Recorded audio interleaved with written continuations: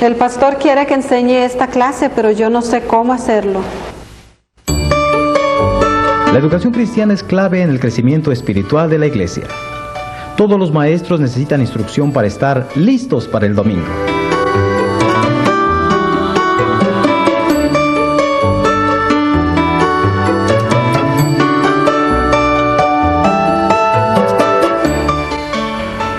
En este curso, la licenciada Raquel Herrera comparte de los métodos y principios básicos para hacer de la enseñanza un medio útil en la educación cristiana.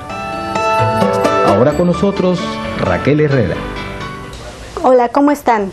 Me da gusto estar con ustedes nuevamente y hoy estaremos estudiando la lección número 8 que se llama Preparando la lección bíblica. ¿Están listos para empezar? Bueno, empecemos entonces. En esta lección estaremos estudiando la segunda parte del tema Preparando la lección bíblica. Hagamos un pequeño repaso de la lección número 7.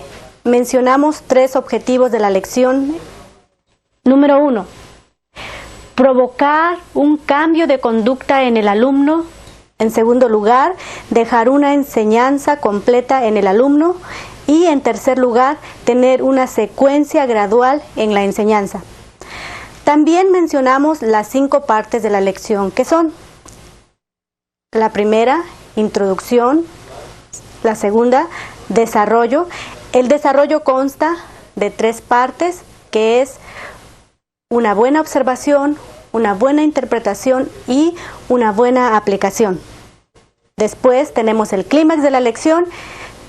En cuarto lugar, la conclusión y, por último, el repaso.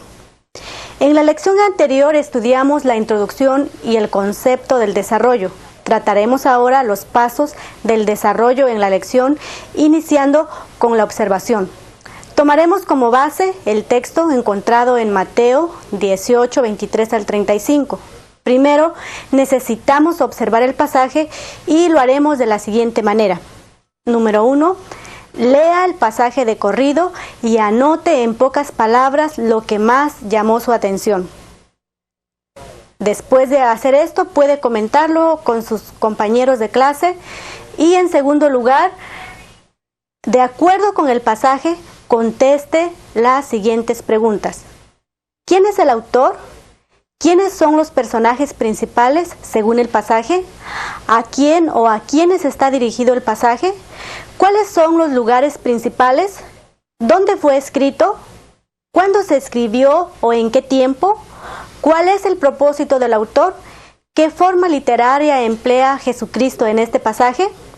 En tercer lugar, lea nuevamente el pasaje y señale las palabras claves. Una palabra clave es aquella que si se quita del pasaje, éste pierde su significado. Por ejemplo, los nombres de Dios y sus sinónimos como son Jehová o Padre, Jesús y sus sinónimos como es Hijo, Emmanuel, etc. Y Espíritu Santo siempre serán palabras claves. Otra característica muy importante es que se considera una palabra clave a aquella que se repite más de una vez en el pasaje de estudio. Las palabras claves se marcan por medio de dibujos o signos que nos hacen recordarlas y distinguirlas unas de otras. Y vamos a ver un ejemplo en este momento. Podemos marcar las palabras claves a través de dibujos que usted puede recortar. Por ejemplo, una palabra clave en nuestro pasaje es la palabra rey. Yo he escogido una corona, usted puede escoger cualquier otro dibujo que quiera usar. Otra palabra clave que tenemos también en el pasaje es hacer cuentas con sus siervos. Lo tenemos en este versículo y también en este otro. Otra manera de hacerlo es dibujarlo, si usted tiene habilidad para dibujar.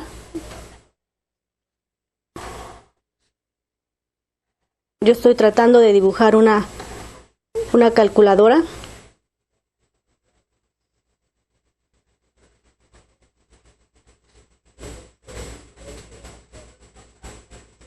Bueno, creo que más o menos se parece a una calculadora. La razón por qué estoy usando una Una calculadora es porque la palabra clave en este caso también es cuentas. Entonces, este dibujo me hará recordar en cada palabra, cada vez que se repita la palabra cuentas o sinónimos de cuentas, este dibujo me hará recordar esa palabra. Tenemos otra palabra clave también en el pasaje. Voy a solamente hacer una más. La palabra debía, que tiene que ver también con cuentas. Este puede ser otro ejemplo que usted puede usar. Si usted cree que le es imposible hacer dibujos, entonces otra manera muy sencilla de recordar las palabras claves es subrayando las palabras. Por ejemplo, pagar es otra palabra clave. Tenemos otra palabra, pagase, es sinónima de pagar. Y deuda. El objetivo de marcar las palabras claves en el pasaje es para que al finalizar de leer todo el pasaje, usted vea visualmente qué palabras son las que más se repiten en el pasaje, y estas palabras claves le darán una idea general de lo que está hablando el pasaje y puede poner un tema general al pasaje. En cuarto lugar, señale los términos y frases. Los términos y frases son relaciones estructurales entre párrafos, secciones o divisiones del pasaje. Estos términos o frases son más bien literarios que gramaticales y se pueden dividir en 4 grupos. En primer lugar, las palabras de contraste. Son aquellas que tienen una marcada diferencia u oposición notable, como luz y tinieblas, bueno y malo, cielo y tierra, etc. En segundo lugar, de comparación. Son aquellas palabras que tienen una semejanza o similaridad en el texto. Usan las frases así como. Después, las palabras de conclusión.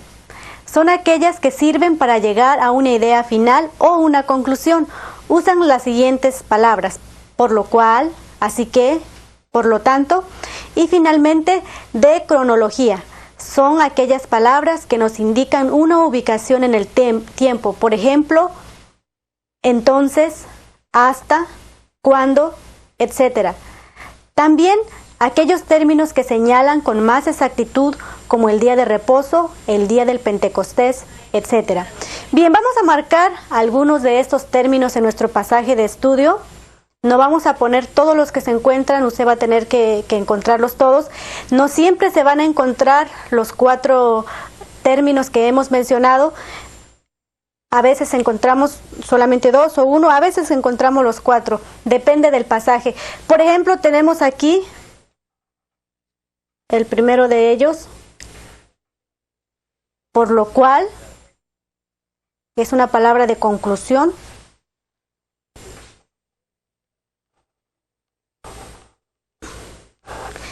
Señor y siervo es de contraste. Entonces,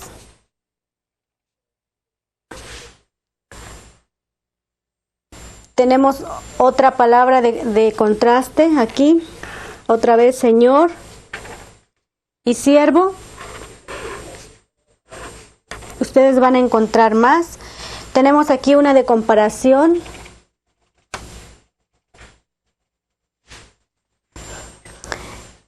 Estas frases o términos nos van a ayudar para hacer nuestro bosquejo que más adelante vamos a elaborar. En quinto lugar, ponga un tema al pasaje con base en las palabras claves, términos o frases encontradas en Mateo 18, 23 al 35, que es nuestro pasaje de estudio. Escoja un tema apropiado para el pasaje. Veamos una lista de las posibles palabras claves que hay en el pasaje. Cuentas, señor, siervo, consiervo, rogaba y rogaste son palabras sinónimas. Pagar, pagaré, pagase, págame, debía, deuda, debes, perdonó, perdoné, perdonáis, y misericordia. Tal vez usted puede encontrar otras palabras más. Bien, ¿qué es un tema? Un tema es el asunto del cual trata el pasaje. Es un resumen de las ideas contenidas en el pasaje, organizadas en una oración completa, o sea, con un verbo conjugado. Las características necesarias en un buen tema son las siguientes. En primer lugar, el tema debe de ser interesante, que despierte el interés de los alumnos. En segundo lugar, debe de ser breve. El tema debe tener 7 u 8 palabras como máximo. Además, debe contener a lo menos 1 o 2 de las palabras claves más importantes. En tercer lugar, el tema debe de estar completo, que contenga una idea completa gramaticalmente. Debe tener sujeto y predicado con un verbo conjugado. Un ejemplo de un tema incompleto sería el perdón de Dios, pero con una idea completa sería Dios nos enseña sobre el perdón. Teniendo las palabras claves de nuestro pasaje y habiendo marcado también los términos y frases, vamos a poner ahora un tema al pasaje de estudio que hemos estado estudiando. Y para hacer esta actividad están con nosotros unos alumnos que nos ayudarán a poner el tema. ¿Están listos para hacerlo? Sí. Muy bien. En base a nuestras palabras claves que hemos escogido, ¿qué tema creen que podemos ponerle al pasaje? Podría ser el deber de perdonar. El deber de perdonar. Está bien el tema, pero necesitamos que tenga un verbo conjugado, ¿verdad? ¿Cuál otra idea tienen? ¿Podría ser el siervo que alcanzó el perdón? Bueno, aquí está usando ella 2 palabras claves. ¿Y qué idea tienes tú? Tal vez el siervo que no aprendió a perdonar. Bueno, creo que nos quedamos con este tema, el siervo que no aprendió a perdonar. Es una oración completa. Pasemos al punto número 6. Divida el pasaje en párrafos y haga un bosquejo con orden lógico y con sus respectivos títulos. Un párrafo es un grupo de oraciones que constituyen una unidad de pensamiento y expresión. Para formar los párrafos son muy útiles los términos o frases que estudiamos anteriormente. Los títulos de los párrafos o divisiones del pasaje deben estar relacionados con el tema general. Bien, tomando como ejemplo nuestro pasaje de estudio, entonces vamos a dividir el pasaje en párrafos. ¿De dónde a dónde creen que sería la primera división de nuestro pasaje? Creo que la primera división podría ser de los versículos 23 al 27. ¿Por qué de los versículos 23 al 27? Porque en estos pasajes habla del rey que tenía que hacer cuentas con sus siervos y había un siervo que le debía mucho dinero y como éste no tenía con qué pagarle, entonces el rey tuvo que perdonarle la cuenta. Muy bien, tenemos una idea completa en este párrafo, ¿verdad? ¿Y qué título le pondríamos al párrafo? Era un deudor. Era un deudor. Recordemos que el tema que hemos puesto a nuestro pasaje de estudio es el siervo que no aprendió a perdonar, ¿verdad? Entonces, este siervo era un deudor. Muy bien. ¿De dónde a dónde sería nuestra siguiente división? De los versículos 28 al 30. ¿Por qué de los versículos 28 al 30? Porque hablan que el siervo tenía un consiervo que le debía un poquito de dinero. Entonces, como no le pudo pagar, el siervo le molestaba y le echó a la cárcel. Muy bien. ¿Y qué título le podríamos poner a este párrafo? Era un siervo malvado. El siervo malvado. Muy bien. ¿De dónde a dónde sería nuestra siguiente división entonces? El versículo 31. El versículo 31. ¿Por qué el versículo 31? Porque se ve ahí la actitud que tuvo el siervo con el otro consiervo. Entonces los demás lo vieron y fue un mal ejemplo para ellos. ¿Cuál sería el tema entonces para este párrafo? Era un mal ejemplo. Era un mal ejemplo, ¿verdad? Para ir usando el verbo era. Bien. ¿Y la siguiente división? Tal vez del 32 al 34. ¿Por qué de los versículos 32 al 34? Porque está tratando sobre el siervo que fue llamado por su señor para tomarle cuentas, porque no quiso perdonarle la deuda al consiervo. Entonces, al enojarse el rey, lo mandó para que fuera maltratado por los verdugos. Muy bien. ¿Y qué tema o título le podemos poner a este párrafo? Era digno de condenación. Era digno de condenación. ¿Y qué hacemos entonces con el 35? ¿Qué sería? La conclusión. Sería la conclusión, ¿verdad? El versículo 35 sería la conclusión. ¿Y dónde vemos el clímax de nuestra lección en este pasaje? En el versículo 34. Dijimos que el clímax de la lección es donde se resuelve el problema o necesidad en el pasaje. Bien, tenemos ya entonces nuestro bosquejo completo. Recordemos el tema, el siervo que no aprendió a perdonar. Los versículos 23 al 27 era un deudor. Versículos 28 al 30 era un siervo malvado. Versículo 31 era un mal ejemplo. Versículos 32 al 34 era digno de condenación. Versículos 35 encontramos la conclusión y versículo 34 el clímax. Continuemos con el punto 7. Escriba el texto central. El texto central está relacionado con el tema de la lección y con el objetivo. Los tres deben tener una misma idea. El texto central de la lección lo encontramos en el versículo 35 que habla del perdón. A continuación, escriba el objetivo de esta lección. Podría ser, por ejemplo, que el alumno aprenda que así como Dios nos ha enseñado con el ejemplo a perdonar, así nosotros debemos perdonar de todo corazón a nuestros semejantes. Tenemos hasta aquí el bosquejo de nuestra lección, ahora nos falta desarrollarla. Este será el tema de la próxima lección. Conteste las 26 preguntas de la lección número 9. No continúe adelante sin antes contestar las preguntas. Que Dios les bendiga y nos vemos en la próxima lección.